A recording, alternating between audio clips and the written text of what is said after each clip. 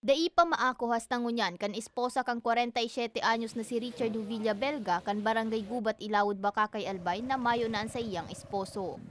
Mabuot, maasikaso asin malambing sa mga aki. Siring kay ni iladawan ni Mila ang sayang esposong si Richard. Nasa sarong iglap day na pala ninda makakaibanan pa.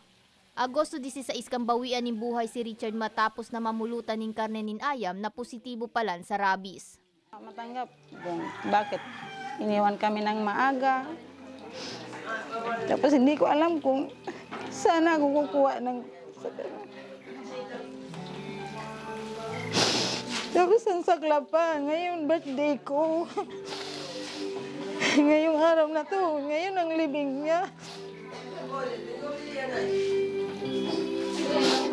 Namatay siyang anniversary ng aming kasal. 26 years kasal namin. Tapos ngayon, birthday ko. Sakit. Minsan ko lubos maisip bakit nangyari sa kanya yan. Kanakaaging Domingo kan ma-admit sa Siga Hospital sa Tabaco City si Richard.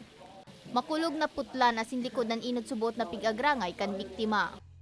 Kanakaaging Martes kan makaluwas sa ospital si Richard na personal man subot kay ning kagustuhan. Alagad da ipasarong oras ipigdaranan ninda si Richard sa BHRMC sa Legazpi City. Huli sa paglalakan kamugtakan kay ni kung sa inahiling na kay Richard ang mga sintomas kan taong tinamaan ng rabies. Arog kang matinding pagkatakot sa tubig, paros, asin sa liwanag. Kan parehong aldaw, dagos naman na binawian ng buhay si Richard.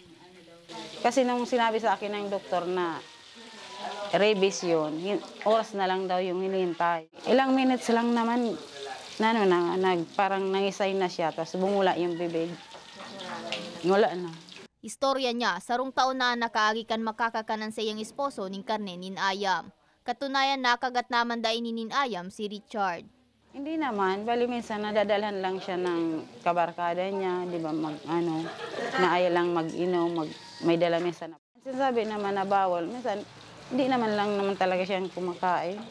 Sigun sa nurse kan nasambit na barangay, kan maisihan ninda na rabies ang ikinagada ni Richard, tulos ninda nagkondusir ning contact tracing na nagresulta sa 29 close contacts. Gabo sa dineclare na posibleng nakahalubilo kay itong pasyente, in-interview ninda saro-saro kasi ihilingon kang mga taga-PHO kung laog sinda duman sa kategory para maging close contact baga nagad sinda. Di nagtao sinda ang finalist kasugma.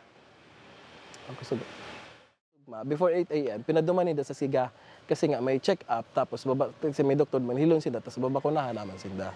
In kaso man na makagat nin ayam, sigun kay Baroma, hugasan tulos ang kinagatan dangan magpatudok ni anti-rabies. Kasi nga ano kay baga sinda sa mga alaga ta baga. Domestic talaga siya dapat dahil man talaga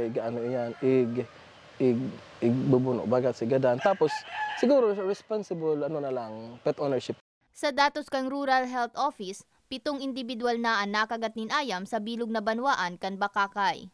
Mantang si Richard ang pinakaprimerong nagadan ngunya na taon huli sa rabies. Para sa mga baretang tatak Bicol, May Arango.